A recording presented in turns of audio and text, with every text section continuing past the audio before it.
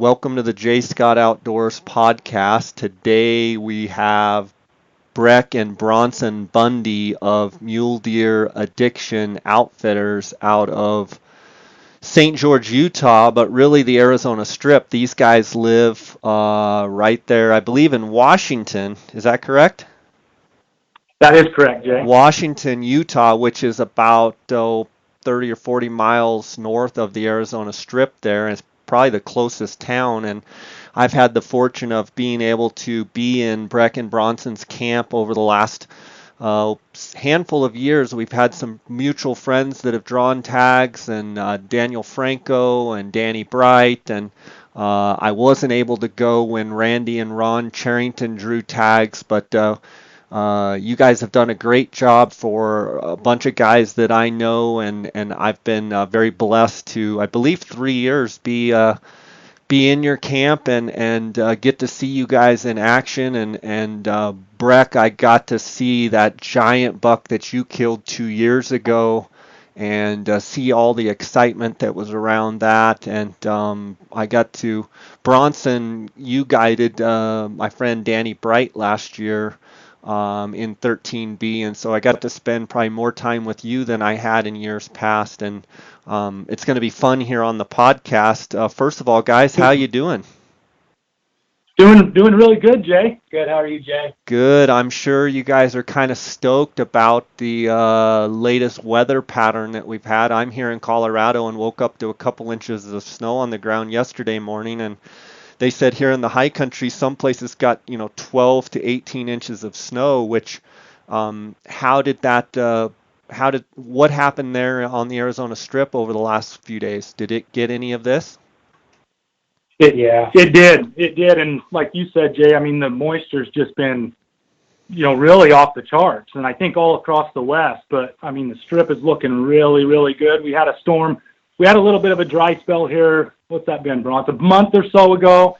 But then we got a really good storm last week and actually got some moisture out of this latest storm that came through yesterday. So, how important do you think getting moisture right now is compared? Because, I mean, typically May is a pretty dry month. How important is it to get, even if it's a little bit of moisture, how important do you think that is? It's really important. May and June, like you said, they're typically our two driest months out of the year until the monsoons kick in around the 4th of July.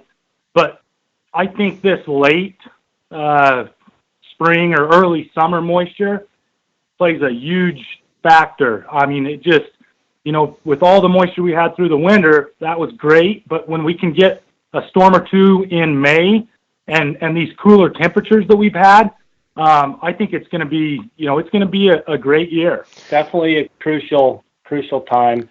Don't you guys think, like, this moisture that we get, that we've gotten, even if it's not huge moisture, it's at a time when it's usually dry, and you're still getting warmer days, cooler nights, but that moisture also allows that grass and that feed to just get fresh and get a jump start on maybe where it wouldn't really start until say 1st of July or so, once those monsoons come. Yeah, exactly. And that's just it, where typically we'd be, we're below average temperatures right now, and typically we'd have some of the feed already drying up. And so with these cooler temperatures and like you said, even just with a little bit of moisture, it just keeps the vegetation going great. I mean, and right now it looks awesome. I was going to ask, what have you seen, let's say, since coming out of winter? I know you both have been out there pounding around. I'm sure the nights are still cold, so I'm sure we got a green up, but the nights are still pretty cold. What are you seeing as far as vegetation? I mean, is it green across the board, or what are we looking at? Yeah, it's definitely starting to green up out there. Just over the last 30, 40 days, I've spent probably 20, 25 days out there, and it's definitely starting to green up, and it's looking really good. And the cliff rose is starting to blossom, and it's looking really good. So you guys, we'll talk about trail cameras probably a little bit later, but speaking about trail cameras, how important is it for you to be running trail cameras this early? Do you already have cameras out, or when do you typically set? And tell me a little bit about how that's going, or if you're ramping up, kind of what your strategy is. Well, we typically, Jay, we don't have any cameras out right now. We typically start just depending. Last year, I started really early on some spots that take a little bit of doing, hike in water, stuff like that. But I actually started the first week in June last year. But typically, we're kind of middle of June. First part of July is when we really, me and Bronson and all of our guides start, getting out and getting everything set. And so, and obviously trail cameras, they allow us or give us the ability to scout, all of 13B, 13A. And so, Yeah, I mean it's one of those things that it's a love-hate relationship, I'm sure, but it's a great tool that you can monitor what's going on. And I know there's been a lot of hubbub and talk about, trail cams and what have you. Is the reason that you normally don't start till, say, first or second week in June just because the antlers haven't developed enough that it's just too early to put them out right now? Or is it more, what is the driving force, or is it a time issue with you with work, or what is it that makes you usually pick, say, the, second week in June? Well, typically it's just the horn growth. Early on or mid-June, you can. That's about the time when you can really start to tell, if something's going to be giant or if something's going to be really good. Any earlier than that, it may be tough to tell. Some of these bigger deer, you may be able to tell, but it just gives us time to get ramped up and just makes sense as far as the horn growth goes for us. So. Sure, Bronson. One deer I want to ask you about in particular is a buck that Brec Simonson, who works for you guys, guided Niels Foley to a buck last year, and I know both of you had some experience with this buck, but I know Bronson, you specifically told me about a story that I believe the last summer, or it might have been in the summer before, you were driving in your side by side, driving like you stole it, like you always do, and literally standing in the middle of the road when you came around a corner, you had to lock them up, and this big giant velvet buck, and you got some great photos with your good camera of that buck, and then Brec was able to get that buck on the ground, and that was one of your target bucks. So just wondering if you guys could speak a little bit specifically about that situation, how many times you had seen him, and then leading up to the harvest, and how exciting it was to see a buck, what was it, like a 225 type of buck or so get harvested. Speak about that buck. Did you have a nickname for him? Well, I think we just called him the hook cheater buck. We had quite a bit of history with him. From the year before, the year prior, we actually hunted him on the archery hunt for, I don't know, several days. Yeah, probably 6, 8, 10 days. Had a lot of close calls. Probably should have had him harvested if things would have just land. You know how hunting out there is. Just would have a little bit of luck on our side. We probably would have had him killed the year before, and he probably was about the same size, maybe a little bigger frame. But yeah, we videoed him a lot. I don't know how many times. I spent probably the most time on him. We kind of split up when we do that, trying to get video and pictures of different deer. But I probably saw that deer 10 or 12 times, I'd say. Videoed him probably 6 or 8 different times. But yeah, there's almost no other place that I know of anyways that you can be driving down the road at 6 o'clock in the morning and there's a 226-inch deer standing in the middle of the road looking at you. So it was definitely a fun day for me. Yeah, for sure. And travel patterns of that buck, in the 10 or 12 times that you saw him, what would you say, like a radius, like from say where you constantly saw him to maybe even where he was killed. I mean, was that a buck that really traveled, or was that one of those kind of home range bucks that, really stayed in kind of a tight circle?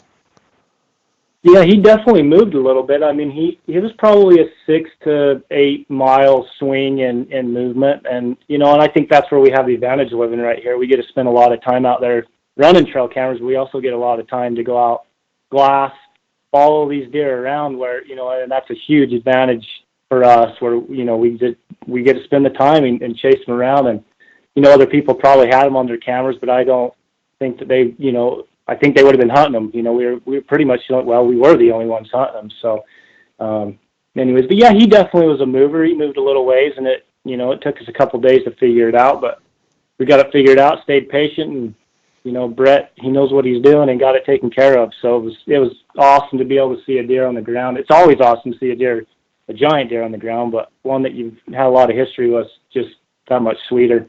His frame, there when Brett brought it in and it was in the back of the truck, just such a boxy frame. I love those bucks that just have those nice, beautiful boxy frames, and that buck, regardless of score, whether he scored 200 or whether he scored 260, I mean, the frame on that buck, I just love those square, boxy bucks like that. Yeah, I know when you said it right when we were out there. That is just a classic Arizona strip buck right there. That real pretty, heavy, boxy frame, extras. He pretty much had everything. Just a classic Arizona strip buck right there. What would you guys guess if you had to guess his age of that hook cheater buck? I mean, what would you guess that he was? Oh, I would say he was 6 to 7 years old, or 5 to 7 years old, somewhere in that range. And what do you guys say, if you had to throw a number on, the prime that those Arizona strip bucks, when will they hit, generally across the board? I know there's some bucks that they turn 3 years old and they're a giant, but like, what would you say is the number that if the buck can get to X, he's going to be a pretty good buck?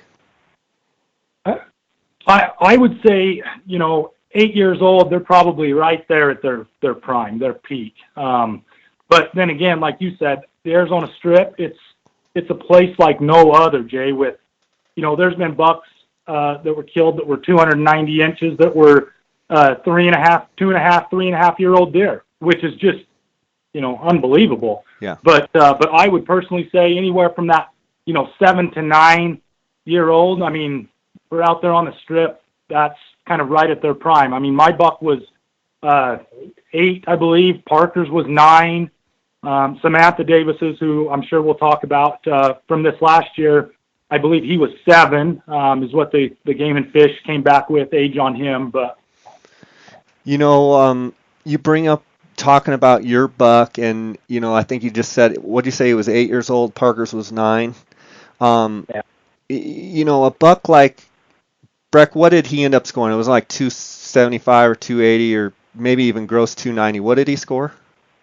He grossed 290 and he netted 274. So I don't have the official score sheet right here, but 274, mid 270s anyway. We're gross guys. Yeah, I know. When a buck gets like that, yeah, I'm with you on that. When a buck gets like that, I mean, I know there's always 2 or 3 bucks on the Arizona Strip that are absolute legends, and that, every guide service up there and anybody that, spends any time up there, word gets around, and there's always 2 or 3 big bucks. I go back, and I've had you guys on the podcast before, but I go back to, Brec, what was it like to actually harvest and know that you just harvested a legend, just a dream buck? It's so crazy of a place that, you get 220, 230, 240 bucks, and then you go kill a 290 buck, and it's like, what was it like to just harvest a buck that is literally a once in a lifetime type of buck? Probably you'll never see a buck bigger. I kind of know the answer because I got to see you in the situation, but I'm just trying to pull out the portion of how you felt in your heart about what just happened. Honestly, Jay, I couldn't believe it happened.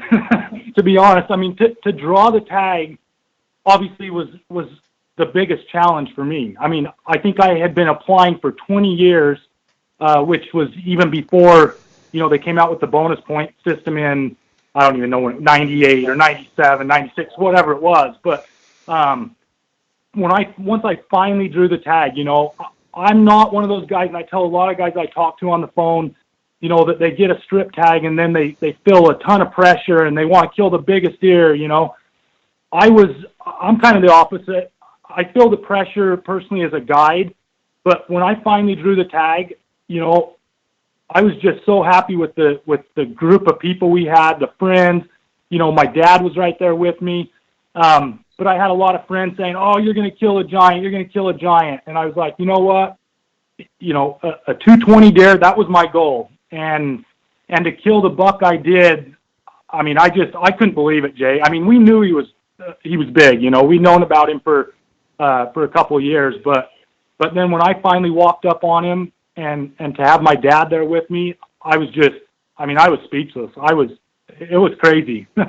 Yeah. Just to touch on that too. I mean, Jay, and the biggest thing that I see with him, and this is honestly, he was realistic with his expectations out there. I mean, we know that these are only once in a lifetime tags for these non-resident guys, but that's where the pressure. I mean, he had a good time because of that. He was realistic. I mean, I know the deer that were on his hit list, and that was a huge benefit to him going out there. You bring up a good point. You bring up a huge point of being realistic, and I think it needs to be said, I don't guide on the Arizona Strip, but I guide in, Arizona and Mexico and other places, and I know that there's times when I have been unrealistic, and I know there's times when I've guided people that have come in with completely unrealistic expectations. And I think one of the things 2 years ago when Dar, my hunting partner, his son drew 13B and hired you guys and hunted with you guys. I thought one of the great things about Dar's outlook was he didn't come in being unrealistic. He knew that he was, he kept saying, I want Parker to shoot a good deer, but I want him to have fun. I want it to be enjoyable. I don't want to be chasing numbers. When Parker sees a buck that he wants and that he likes, that he's going to shoot it. And I think a lot of people can finally put in for 20 years or whatever, and even like sheep, and they just expect that means that they're entitled to shoot a 240 buck or a 220 buck or a 200 buck or a 290 buck, when reality is no. It just means you get to go to that unit and have a legal tag in your pocket. That's it. That place doesn't owe you anything. And I'm just curious your thoughts on, realistic expectations versus unrealistic, and then the expectation level of like the Arizona Strip owes me because I've put in for 20 years. It doesn't owe you anything other than you get to be up there and carry a rifle around, or a bow for that matter, and have the legal opportunity to fling something at an animal. That's it. You're not owed anything. Exactly, Jay. And that was for me, like you say, for me, I mean, it was my lifelong. I mean, I wanted to hunt the Arizona Strip.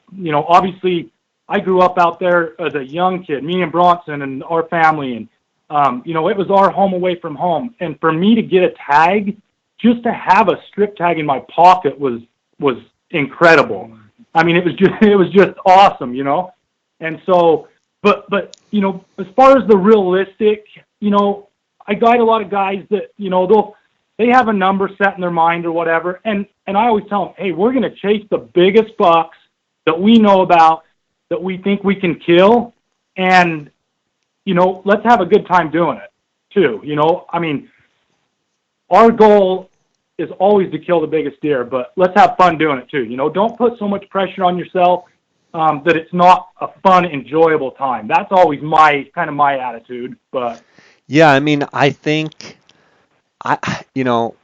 it's very hard when guys have waited as long as they have and they want something so bad that they can actually make it a miserable experience by putting so much pressure on themselves and everyone around them that it becomes a miserable experience. And it's like, I think, I believe we've kind of overcooked all of this, so to speak, because the deer are so big, because Arizona has such big elk, Utah has such big elk, like it, and it makes it not fun anymore. And I would encourage anybody out there listening that if they ever draw any tags that are very coveted tags, to just enjoy it, enjoy everything about it, and go in with an attitude of, I'm going to go the whole hunt, and I'm going to have the best time that I can have, and I'm going to enjoy every experience, and I'm not going to get so high strung and worked up that it becomes, not fun. Because let's face it, guys, and you can speak to this. I mean, until I went up there, I thought there was a big deer around every tree. Well, I've found out after going, 3 or 4, however many seasons, I've gone up there throughout the last handful of years with you guys. Like, you gotta grind, and there's other people that love those animals just as much as you do, and that are, good hunters too, and they're making a plan and making a strategy, and sometimes things don't work out, and it's like, I see people get so worked up, and sometimes it just comes down to it's your day or it's not your day, but you have to just let it roll off your back, let the flat tires and all the things that come along with the hunt, you got to just laugh about it. And I think it's taken me a while as a hunter myself and as a guide to realize that you've got to smell the roses, and you've got to enjoy those times when it's tough, and you got to, take the good with the bad. And I think some people, I don't think they've reached that point. I don't know if it's a level of maturity in their own hunting or what. Any thoughts on that? Yeah, I mean, I agree with pretty much everything you said, and just thinking about it while you're talking, that, you go back to last year and you look at, Dan Bright. I was fortunate enough to take him last year and guide out there with him, drive around with him, He was probably the perfect example of a client.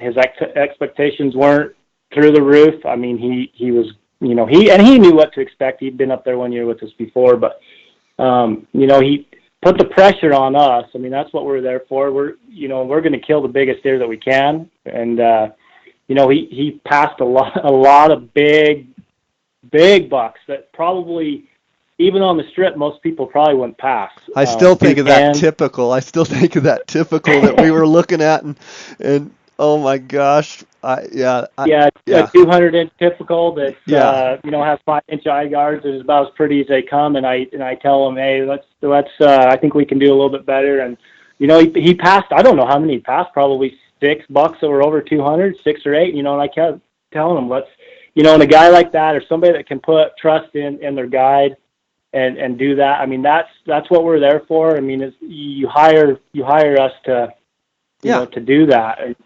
Put the pressure on us. I mean, that's what we're there for. We spend the time. We know what's going on. And we know how the game works. If it's your day, it's your day. And we're going to, and the nice thing about the strip is from 1 minute to the next, it can flip, completely 180 degrees, and you can be, shooting at a 230 before you know it. You got to be in the right spot at the right time. Yep. And I think going in with an attitude like what Dan had, or what Dar and his son had, where it's just like, we're here to enjoy the strip, we're here to have a good time.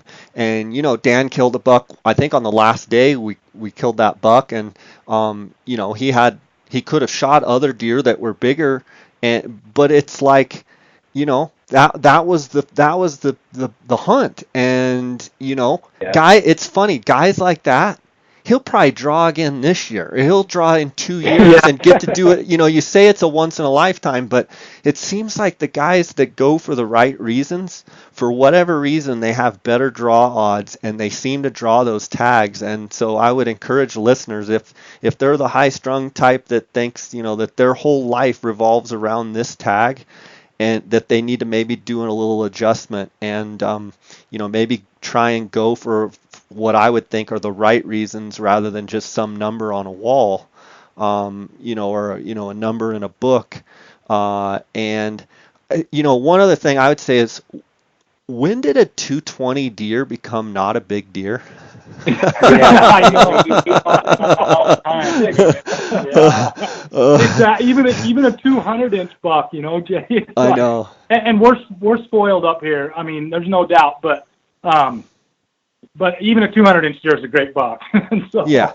I mean, I think it's like if you were fishing in a river that, 24-inch fish were common, and you catch a 20-incher, you almost snub your nose at it. And it's easy over time to, you see so many good bucks, or see so many good rams, or see so many good bulls, that all of a sudden, something that's not in that, upper 1% is, a nose snubber. But the reality is that Arizona Strip is just an incredible, special place, that that has the biggest deer in the world year in and year out.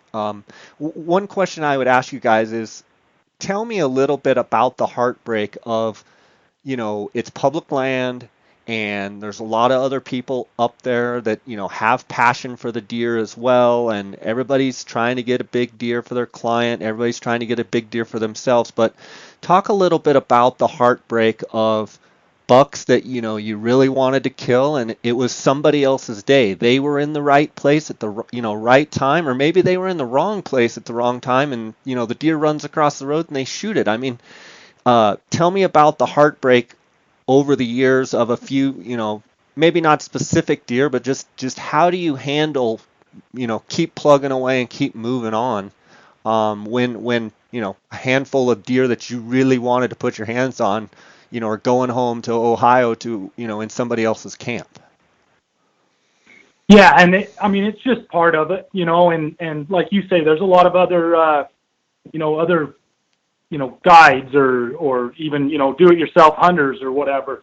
And for me, especially if you put, say, 4, 5, 6 days into a buck, and then you find out, he was killed earlier on or something, that's always kind of the hardest thing. But if you know, right away, it's for me, we usually have so many bucks, a backup buck and a backup to a backup and so on, that for me, it is disappointing. I'm usually happy for, the other guide or their client or a do-it-yourselfer.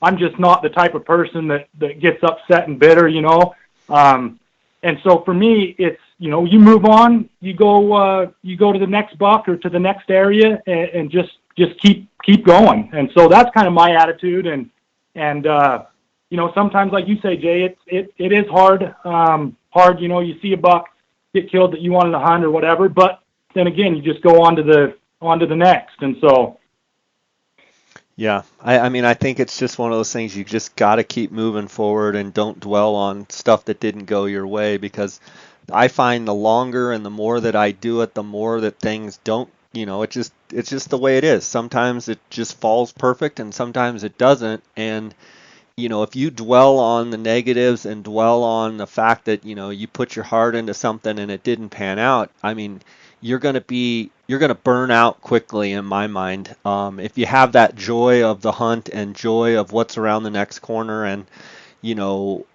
it seems like longevity for people's hunting career can be a lot better if they go in just, well, let's go, here's another buck we can go after, let's go after him, instead of just pouting for 4 days. And I know we've all been in those situations where we literally just want to go shut the tent or the camp trailer and just scream, holler, and throw things. And sometimes you have to do that and then open the trailer door and walk out and go, okay, let's go after another buck. Yeah. And it's, I don't know, and maybe the Strip, maybe allows you to do that a little easier than other places. There's a lot of big deer, and, it maybe not heartbroken, and, we're pretty passionate, with these, we follow them around, but there's always another one to go after, and it's, maybe it's a little bit easier for us than being on the Strip and other places where, there's maybe only 1 or 2 big deer, and but I don't get caught up in that kind of stuff. You just kind of let it roll off your shoulder and you move on to the next deer, and, hard work always pays off in the end. And so, that's where, that's what we do, is we just grind it out. But yeah, I have never really been heartbroken, I guess, per se, of another deer that someone took home. It just makes me want to, burns the passion that much harder, I guess, work harder to kill the next big one that we're after. So For sure. Guys, let's talk specifically some nuts and bolts a little bit here. We're talking about 13A and 13B. I would assume you guys would just assume the Arizona Strip be a part of Utah, so it could just, I'm sure it kills you to be Utah residents, but where you love, your biggest passion is actually in another state. You're like, dang, Arizona. Let's talk about. Go ahead. I was just gonna say, if it was part of Utah, the Utah DNR, Game and Fish, whatever they're called, they would manage it so badly that there wouldn't be big deer. Okay, send hate mail to brecbundy.com. Send it my way. Yeah, no, I hear you on that. I think the Arizona Game and Fish does a phenomenal job and keeping those tag numbers down. And let's talk specifically 13A, 13B. Let's talk first. Let's just talk archery. Let's talk about the differences between 13A and 13B archery. Tell me, each one of you, which one is your favorite, whether it's A or B, and maybe how you think each unit for the archery hunt is going to be this coming year. Obviously right now, I do all the 13A. I run the cameras. I spend a lot of time on 13A. But right now, obviously 13B is just that much further ahead. The fishing game are on the right track. They've lowered the tag numbers, things like that on 13A. But 13Bs, would be my first choice, no doubt about it. The difference really is just the deer numbers right now. The age class is just phenomenal on 13B right now. 13A is still trying to play catch up from 2010, 2011, and even a little bit in 2012. But lot more deer on B, a lot more country on B really to hunt, especially archery. You'd be a lot more spot and stalk on 13A, but yeah, definitely 13B for me. And I like them both, Jay. I love both units. Obviously 13A, we have private property on 13A, and which makes it really nice. A lot of times we hunt out of there, not always. Last year we took a client on 13A on the archery hunt, and started out hunting long ways from our property, and so we ended up camping, and then when obviously we'll probably talk about it, but the weather, the last several years, it's made the archery hunt tough. The heavy thunderstorms and everything else, it makes sitting water, takes it kind of out of the equation question, and so and then you go to spot and stalk, and that's what we did last year with Jason on 13A. We kind of had our game plan put together, and it didn't work out. The weather came in, and so we went exclusively to spot and stalk, and finally, how it is archery hunting. We'd known about the buck. We ended up killing for, Bronson took video of him the year before and whatnot, but we finally got on him, and after several attempts, obviously Jason was finally able to get into position to get a good shot. But anyway, I think that was the biggest deer killed on the archery hunt in 13A last year, wasn't it?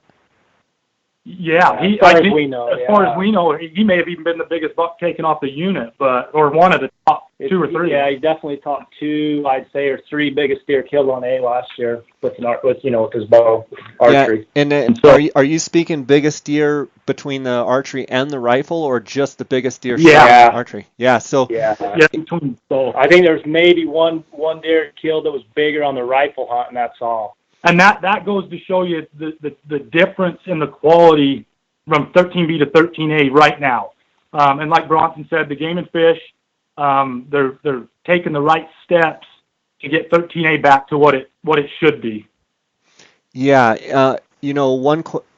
first, Jason, I actually went to school. I don't know if you guys knew, but Jason and I went to school together, so I was happy to see that he was hunting with you guys, and really happy to see that he got a great buck. And one question stems from, you talk about the weather, and anybody that's looking at applying for 13A, 13B on the archery hunt, normally we're totally stoked about moisture and rain and what have you, but what you're saying is on that archery hunt on the strip, when it does rain and you get those gully washers, you get those big thunderstorms, they totally get off of the water and it becomes a game of spot and stalk, which obviously with a bow in big country like that becomes a challenge. Are you saying that you would rather have it be a relatively dry archery hunt, and you think the success of sitting water and harvesting big deer goes way up if it's dry? Yeah, it absolutely does. And that's why, and I haven't looked, Bronson may know, but I think the success rate the past several years is probably down on the archery hunt just because we have had so much moisture during the hunt.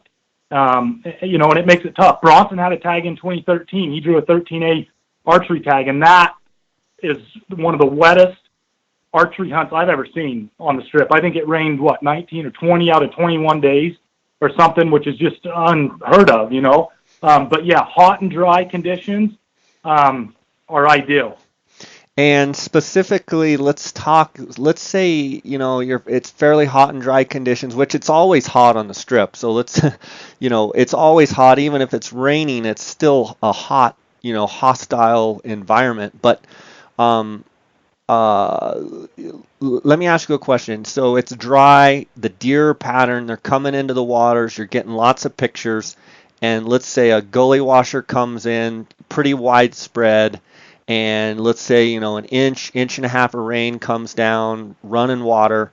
How long does it take, in general terms, for that deer to show? Let's say it just rains one time and then it, goes another week and doesn't rain. How long does it take that deer to get back on his pattern of coming to that water source, if you had to generalize? Well, it just depends, I guess. But for instance, in 2012, Trace Porter hunted with us, and the day before the hunt started, the archery hunt, it rained, I think, 2+ inches, 2.5 inches. And so our game plan stayed the same. We had Trace sit in a blind. We were glassing to see if we could turn up the buck. And in this particular case, it took 6 days of hot and dry, and the buck, our target buck, finally showed up to water, and he was able to get an arrow in him and kill him. And so in that particular instance, it was 6 days that it took for that deer to come back to water. And so, but I would say certain deer, if you get a really big heavy storm, they may be 10 days, Jay, or 12 days or something like that. So it can really, that's where if it's hard, because you have a deer pattern, it's thick countries, a lot of it's not glassable, and then all of a sudden it rains right during the hunt or right before the hunt. You could throw your pattern off 6 to 10 to 12 days, if not more. Yeah, absolutely. Yeah, one of the positives is that archery hunt is, what are the dates? It's pretty long, isn't it? Like a 3-week season? It's 21 days, I believe. Yeah. 21 days. Yeah. So one benefit is you get a lot of time, but the other thing is it can fly by on that hunt if it's raining, can it? Oh, absolutely. Yeah. Yeah. The advantage to archery, you're your first batter up. You always get to hunt the bigger deer before the rifle guy, so that's the advantage. Fewer tags, less people. And then going back to 13A, 13B, 13A, if you're in the lower point pool, 13A, if you want to, you're going to always have a chance of a giant on 13A or 13B. It doesn't matter. But, if you have a few more points and you're an archer and that's what you want to do, I would definitely, stick with 13B. I don't want to play 13A off like there's nothing out there. But, so if you're looking at, you're wanting to hunt and you have lower points, 13A is your better success rate, for these lower point guys. Your odds. And so, anyways, but they're both good units, and they both hold giant deer. 13A, want to play it off too much, because there are a couple bucks that we know about right now, a handful of bucks that are going to probably be giants this year. So. You mentioned, I believe, 2010, 2011, 2012. Was it 2010, the year that there was a bunch of giant deer killed in 13A and everything just hit right, and those bucks were chasing does, and wasn't there like 15 or 18 bucks over 220 or something killed in one year? And are you saying that top end got killed off and it's really never recovered since then? Yeah, I mean, don't get me wrong, there's been some big deer, but it seems like from that 2010 season, I think in the first 3 days there were 10 plus 220 bucks killed, which is unbelievable. You know, I mean, the Strip's an awesome place, but in the first 3 days of a hunt to kill 10 220 plus deer is pretty wild. But yeah, it just seems like from 2010, you know, since then it just hasn't. I don't know. We haven't seen the number of giant deer, and so there's still some big ones, like Bronson was saying. I mean, there's still a handful this year. We're looking forward to seeing what they do, and so I think a lot of it's to do with the age class. You know, you kill that many big deer off, and people draw a 13A tag, and their expectations are, you know, to kill a big deer. But over the years, I mean, people are killing 190 bucks on 13A, you know, and don't get me wrong, 190 bucks still an awesome buck. But when you put in for the Strip, I mean, that magical 200 plus is what we're always after, at least. And I think that the expectations have almost maybe went down a little bit on 13A, and people are killing some of these younger bucks that are the up and comers, and that's why you're just not seeing the giants, you know, shine through, you know, like they have in the years past. Sure, absolutely. Go ahead. Oh, I was just going to say, Jay, it's even like for us last year on 13A, we took we took 3 rifle hunters, and we killed a 20, I think he was 201 or 202 buck, and then we killed a 199 or 200. I think he was right at 200, and I was happy with those bucks. And I told, you know, the guys that we booked, you know, our clients, that hey, you know, it's tough right now, and so you know, I personally, I was happy with the bucks we killed, and so were they. I mean, they were ecstatic or happy with them, and we had a good time, and so But that's different than 13A, 13B. Yeah, but what you're saying though is you kill a 199 or 200, and it's not when it's next to his brother next door of 13, you know, brother sister or whatever you want to call it, the two units that are, you know, twins in essence, but they're not. They're really very different, but they're right next to each other. You don't even get an honorable mention if you kill a 199 and 13B. You know what I'm saying? And people need to understand that right now what you're saying is there is a difference between the two, whereas in years past, A and B, it was like a toss-up. Which one do you want? And what you're saying now is, yes, you know, anything around that 200-inch mark in A right now is a great buck, and there's still a handful of great bucks, but it's not 13B. I want to flip this question and go to the rifle hunt and say, okay, this year the rifle hunt, well, let's back up. Last year 13B was after 13A. Normally, I believe 13A is the later hunt. This year it actually goes back, and 13A is the later hunt. 13B is the earlier hunt. The dates of the rifle hunt, do you think will they affect either hunt in any way, positive or negative, or do you think it'll be a non-issue? You know, after last year, I mean, our expectations were through the roof with 13B. I mean, we thought that the rut was going to kick on. It was later. I mean, be honest with you, I was nervous because I just thought that they were. You know, everybody was going to go. I thought it was going to be another 2010 year on 13B. You know, 2016 of a repeat of a 13A 2010. I mean, there was a ton. There's a ton of big deer on 13B, and it's all weather dependent. You know, it doesn't matter. I don't think it matters one way or the other, to tell you honest truth anymore. I mean, after last year, what happened? I mean, you were up here, I don't know, the first 5-6 days we were in T-shirts and sweating our guts out, and, it was pretty miserable hot. And so I think the weather has a lot to do with it. Obviously 13A towards the end of the hunt, I don't know if we've ever really had a non-rut 13A hunt really towards the end, but so anyways, I don't know if it really matters anymore, in my mind. Where I used to once think it did matter, I don't, after last year, I don't think it's going to hurt or help either one. So, yeah, Jay, and you look at, like, the year, Parker and I had the tag. It snowed, 3 days before the hunt, snowed 3 or 4 or 5 inches, had that cold front come through. Yeah, and they were rutting like dogs.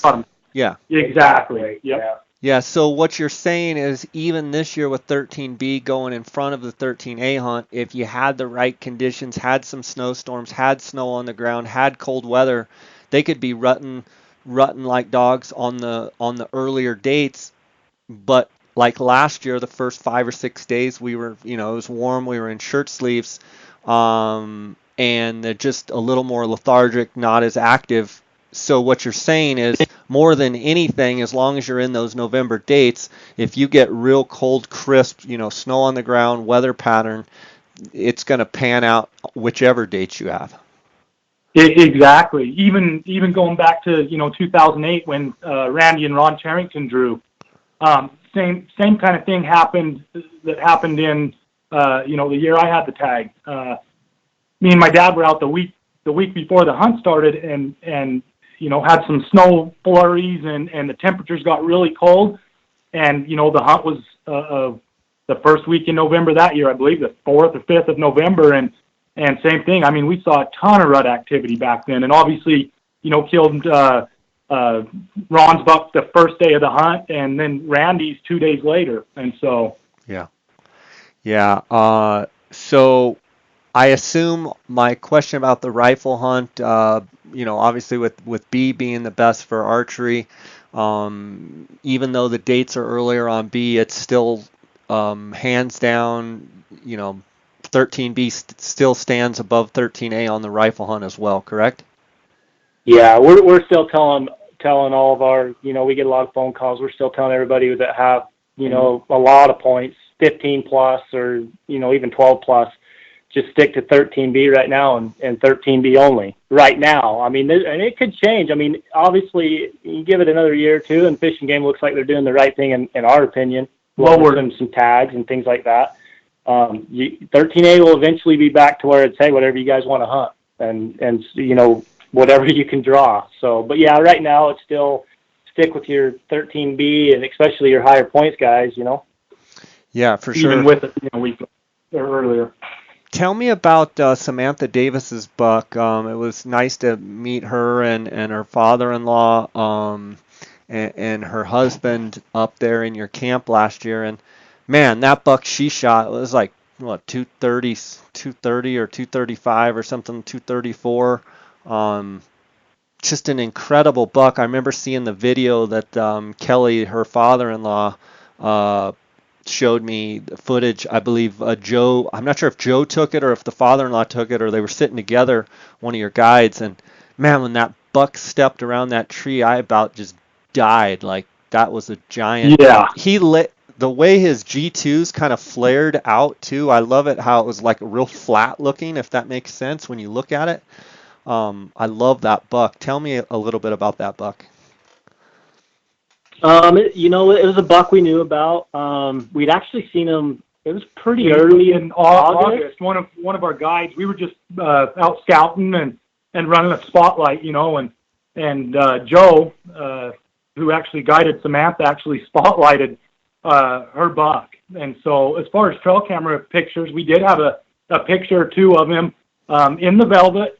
Didn't have any of him hardhorned, I don't believe, Bronson, but. And so it was kind of neat that, Joe Terry, he spotlighted him, saw him, and then was guiding Samantha, and they turned him up. Kelly actually glassed him up, and so it was pretty neat. I know Andy Stevens, one of our guys, and Cody Barber were right there with Kelly and filming the whole thing, and I know when Joe and Samantha and Colby, her husband, went in on the stalk, they did an awesome job, got within 200 yards, and Samantha made 2 great shots. And so, but it was just a neat old buck. I mean, heavy, you know, just a strip deer. When I rolled into camp and I saw that buck, I was like, that is a strip deer. Yeah. Yeah, for sure. And what did that thing score?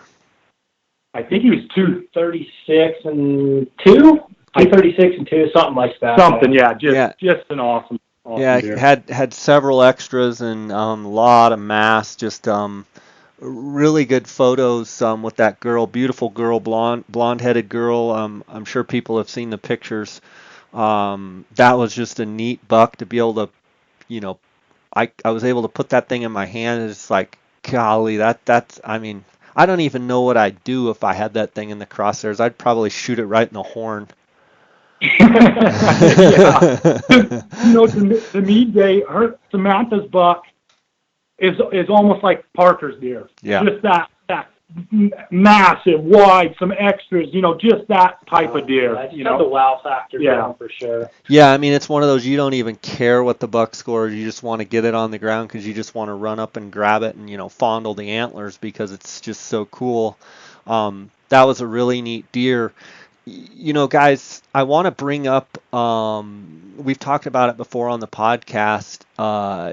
You know, 2 years ago when Parker had the tag, you know, you were sending Dar and I trail camera photos, and, you know, Dar and I are like Beavis and Butthead looking at trail camera photos going, ha, ha, ha, that one's not bigger. Yeah, that one's smaller than that one. Yeah, look at that one. That one's a dink, you know, and you're like, guys, what about this buck? And you sent us a picture of this typical buck with a bunch of trash around his eye guards, and Dar and I are, do you think he's 200? And you guys were just like, you guys are idiots. Like you need to just stay down in the desert, just stay down there. You don't have any business being up here. And you're like, I really think we need to hunt this deer. And I think Dar and I are like, really, you know, totally, you know, guiding the guide, which is, you know, something that, you know, you should never do. And we didn't even end up going after that deer. And I think somebody killed him. He was like 225 or 230. My point that I'm trying to make is one thing that I'm learning, I'm still hard-headed as can be, is those deer have giant bodies. And sometimes those trail camera pictures, because their bodies are so big, they don't look as big to me on camera. I'm wondering if you can speak about the body size of those deer up there compared to, you know, even Colorado deer that Dar and I are, you know, used to hunting. That they just have horse bodies. They do. Giant bodies, giant heads, big ears, and it throws a lot of people off. You know, me and Bronson even argue sometimes. We get a trail camera picture of a buck, and I'm like, dude, this thing's giant. And he's like, oh, it's okay. I don't know why that buck trips you. And then if he gets it in the glass or I get it in the glass, we're like, oh my gosh, that deer's even bigger than we thought looking at a trail camera picture of him. And so, you know, even Skip Rims's deer, we knew he was big. You know, we followed him for 5 years, I think, Bronson, 4 or 5. We had pictures and video and everything. And I actually saw him in the glass, I think the week before the hunt started. And I'm telling Bronson and Brett and Brecken and everybody, I'm like, this deer's 220. And you know, they were arguing with me. They're like thinking you're smoking crack. Yeah, they're like, come on. And then, yeah. Exactly, until Brett, like I think the day before the hunt started, Brett got him in the glass, and he's like, no, you're right. He's 220. And then, you know, we kill him. He's almost 230. And yeah.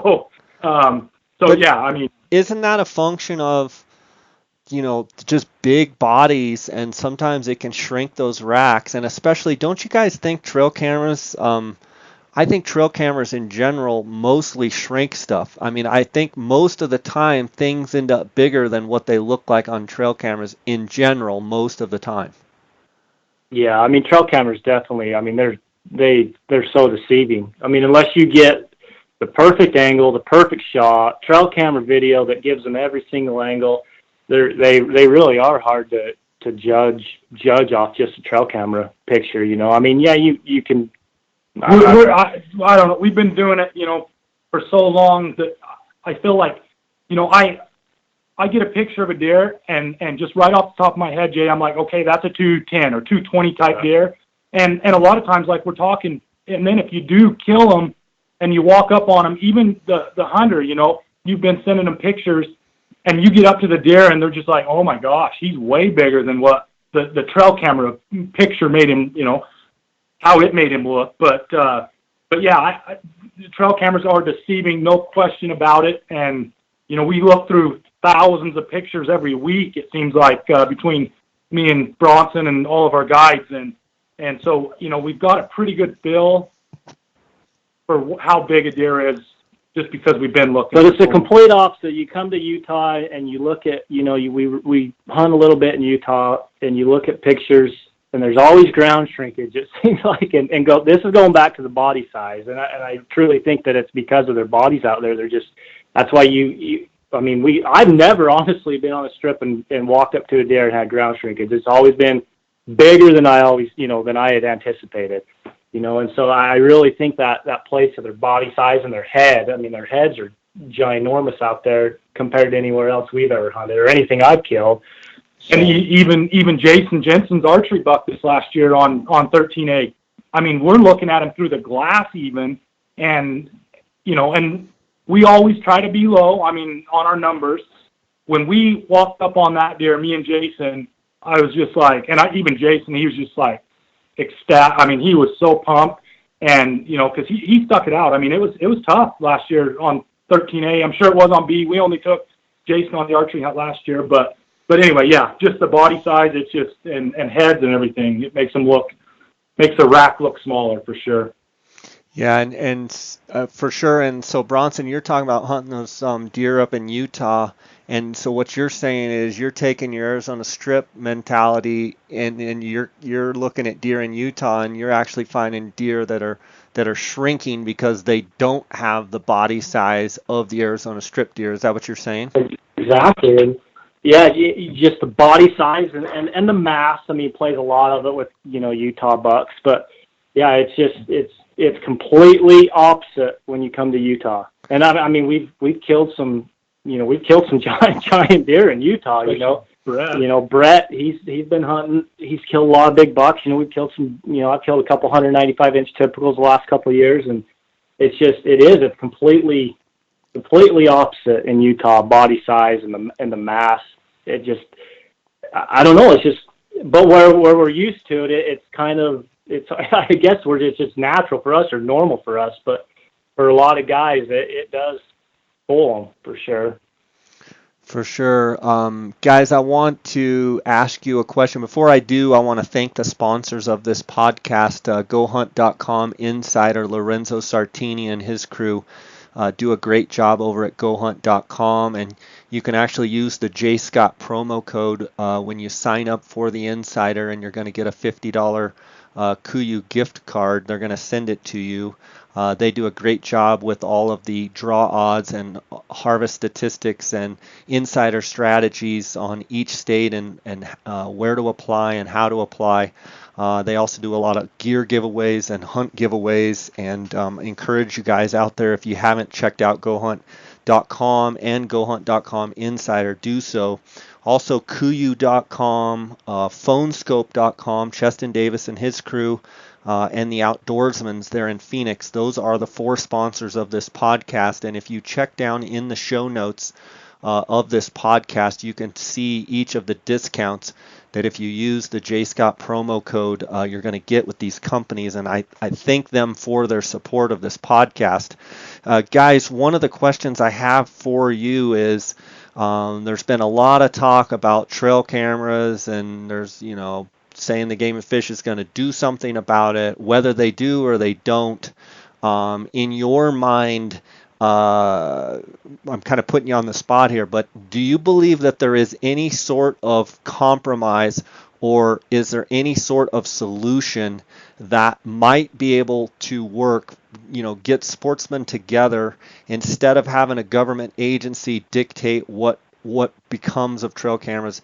Is there any way in your mind to eliminate some of the problems from the people that don't like the trail cameras and have a compromise between, you know, the people that don't want them and the people that do? Is there anything that you guys see as a reasonable solution to what's going on? I mean, we discuss this among all of us quite frequently. It's like a necessary evil for us, running them. We love to run them. We love to get pictures. But it takes away from time of glassing and chasing them and filming them. But something that would make I don't know, maybe season dates. The thing that's on the table right now, I have a hard time with it. I mean, if you're gonna, I think that they're gonna create a bigger problem with the changes that they've got, right now, or at least they're talking about, which is quarter mile from the water. Quarter or I think 100 it's a yards. quarter mile from any single point water source is how they've got it right now.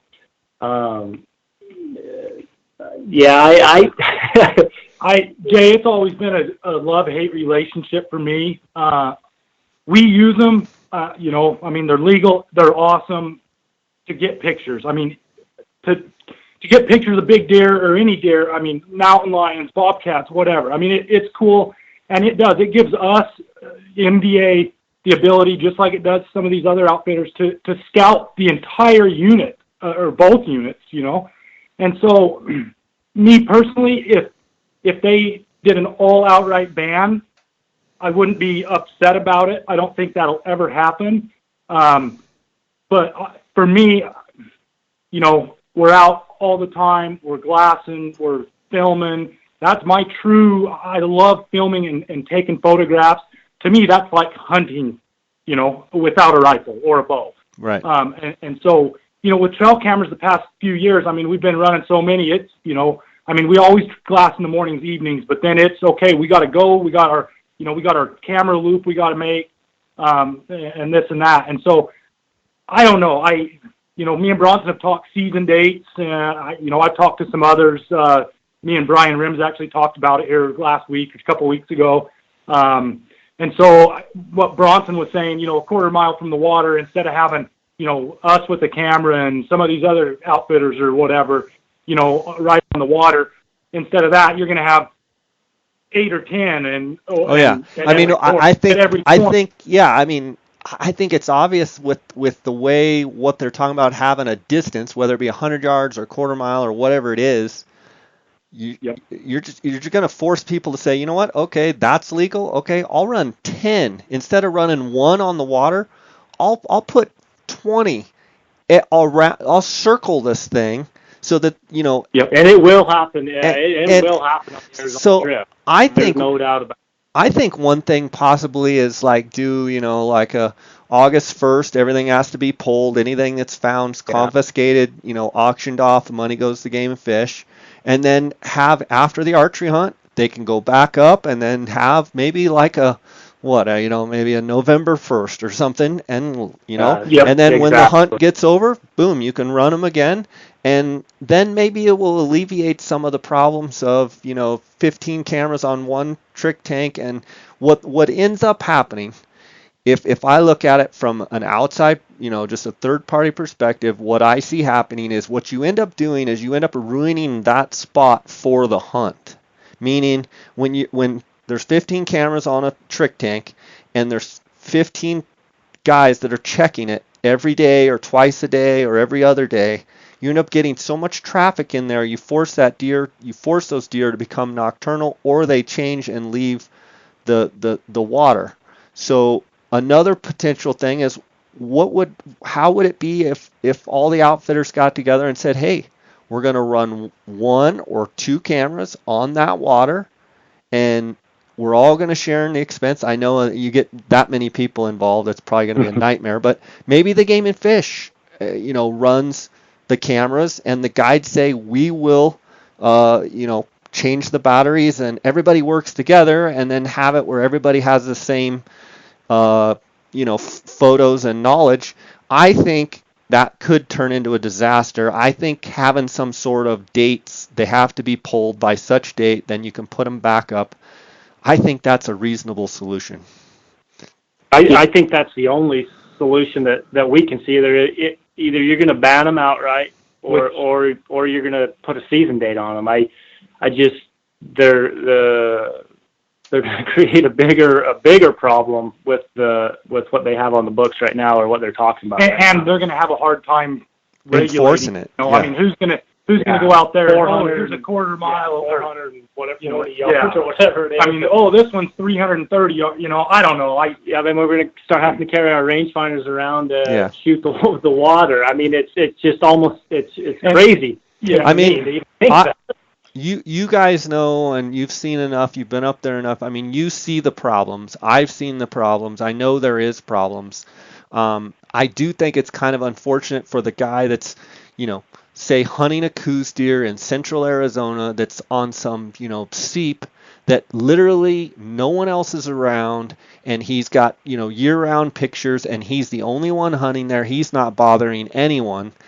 I find that hard to believe that he's going to get penalized and not be able to run his camera because he's running it in some obscure place that, you know, nobody's ever been around. He doesn't even have anybody else. Whereas, you know, you've seen some of those cameras on the strip. There could be 15 or 20 on one fence post, or, you know, around a water. Yeah. I mean, some facts, I guess, for the Arizona Strip. Just because we've seen a lot of stuff on social media and people talking to us about certain things. But yeah, I mean, show me a picture of more than 10, 12 cameras on a water. Typically, 99% of the waters you go to have 3, maybe 4 cameras, 95% of the year. And, you know, and they're do-it-yourselfers that show up and put cameras up. And these guides aren't, you know, I don't think there's any one of us that are running 10,000 trail cameras like I've seen a lot of people say. Okay. I mean, that's good information to get, you know, you're saying. Just facts, you know, I mean, you see a lot of things. I mean, yeah, typically you're going to see 3 or 4 cameras.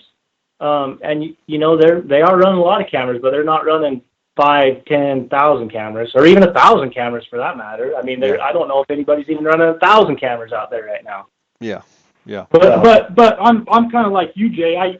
I hate to see the government step in and any sort of regulation per se. And I don't know. Like I say, I'm with a lot of guys that just, you know, guys that don't think it's fair. I guess I can say, yeah, we're getting pictures of these deer, which is awesome. But when the hunt rolls around to actually kill one, in my opinion, what it's doing, or what it has done over the past several years, is it's actually saved younger age class bucks, because you know with the data that you're hunting a bigger deer, if that makes sense. So I think it's actually saved younger deer, and then, you know, obviously they get a little more age on them, and then you start looking at them. So what you're saying is, like, guys know that, hey, this buck with a couple cheaters, that's like a, you know, a nice 205, like he's a really nice buck, but there's 2 other bucks that are mature, big, you know, they're 220 bucks that are, you know, 8 years old.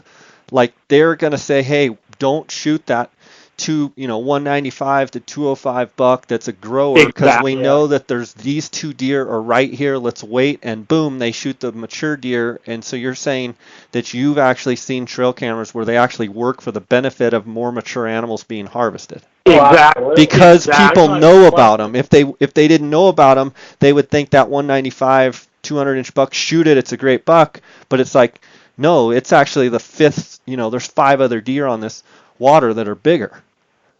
Exactly. And Jay, I was going to say, trail cameras, I mean, and a lot of the other talk is that these trail cameras are killing all these deer off.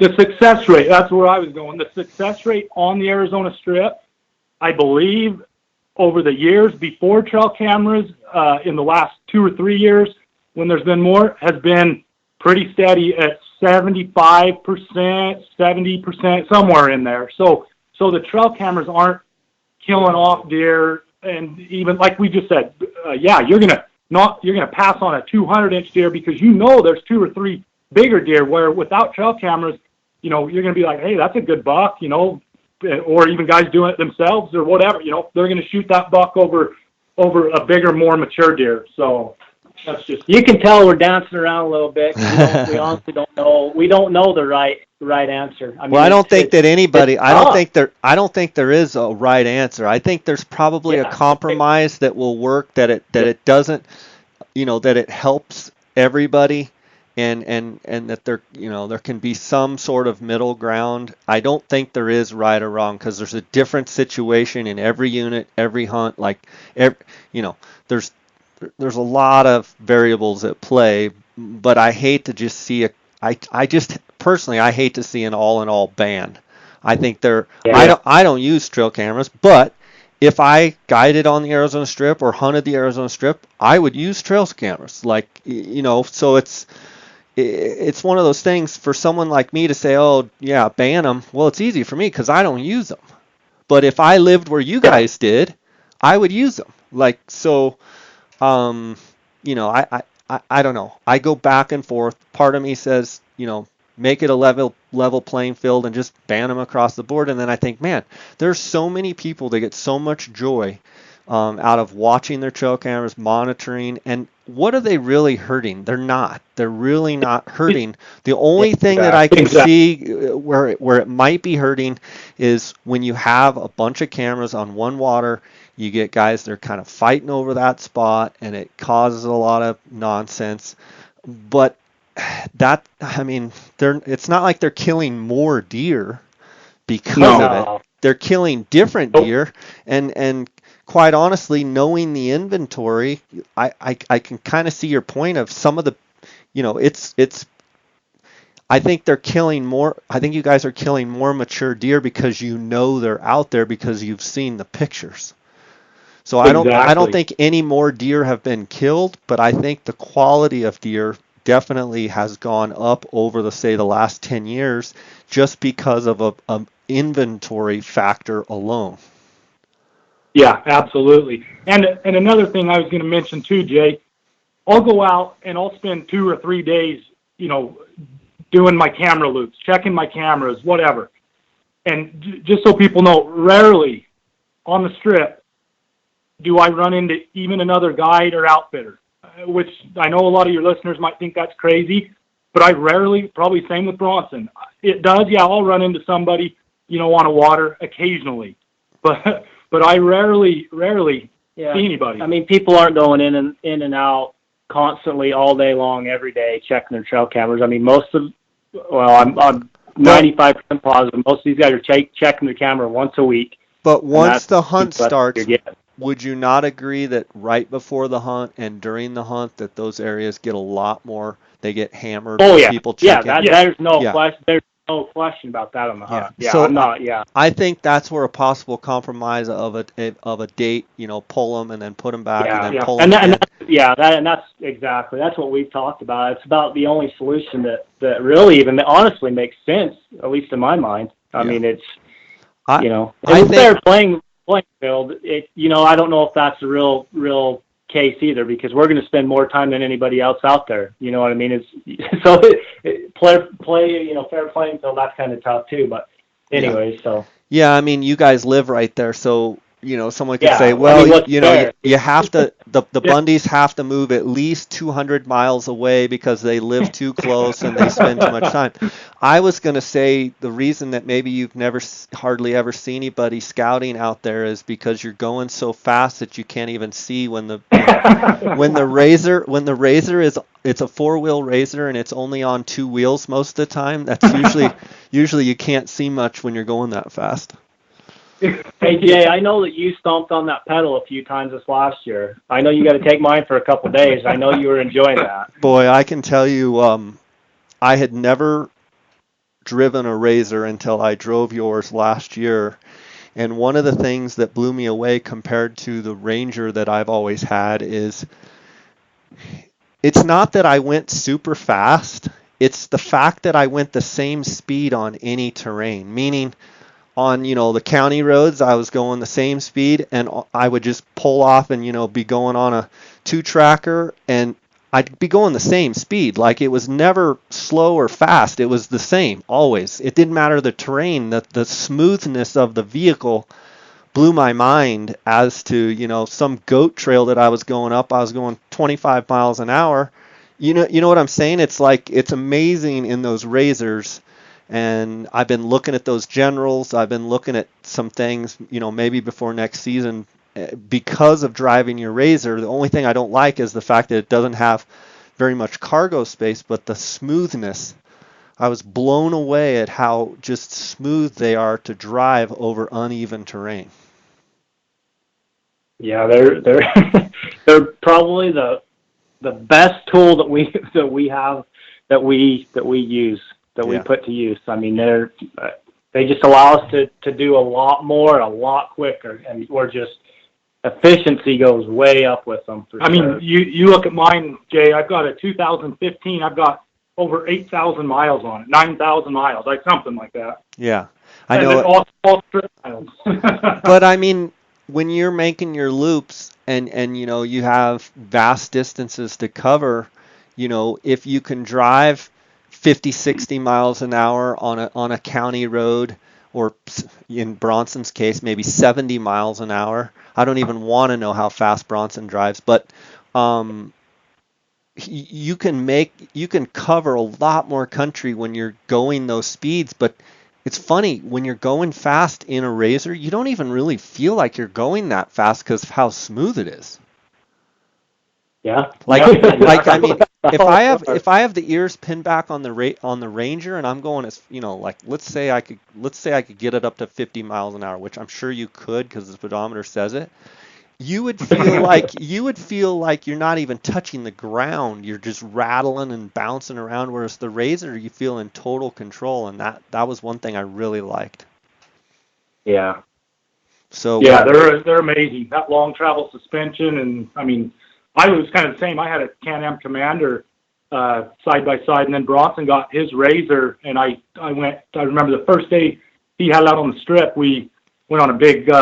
We actually went and glassed in the morning, and then went on a big loop. But I was like, oh my gosh, this thing is amazing. So I ended up getting one not long after. Sold the Can-Am and got that RZR. But yeah, for sure. Well, guys, it's been awesome having you on. I want to give you guys a chance to let the listeners know where they can follow you guys, where they can see all the bucks we've been talking about, and how they can get a hold of you before the draw. Our draw deadline here is June 13th, and I believe we'll probably know by, say, July, third week in July maybe, the results. Yeah.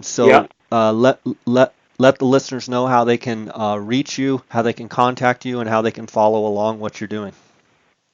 Yeah, our website's muledeeraddiction.com.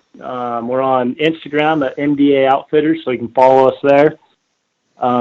Get a hold of us through Instagram or through our website, or email us at mdaoutfitters@gmail.com. And you can call. This is me, Brec. You can call me at 435-632-3541, and Bronson at 435-668-7151. And just to be clear, that's M as in Mary, D as in deer, or we should say M as in mule, D as in deer, addiction, MDA Outfitters on Instagram, correct? Correct. Yep. Okay, awesome. Well, guys, hopefully, I don't know. I'm going to put in for 13B and see what happens. I've got, I don't know, I think I got 17 or 18 points. I'll have to look. Someday it's going to happen. But until I see you guys, God bless, and thanks for coming on and sharing with us, and congratulations on all the success you've had over the years. And it's so fun to go up there and hang out with you guys. You're so passionate about what you do, and you're such great guys, and love how you treat everybody around you, and love the vibe that you guys got going. So I just commend you on that. And have fun this summer, and can't wait to see the success you guys have. So keep doing what you're doing. Appreciate it, Jay. Yeah, Thank you. Thanks, Jay. We appreciate it, and it's always a pleasure talking with you. All right, guys, take care, okay? Okay, will do. You too. All right, bye. See ya.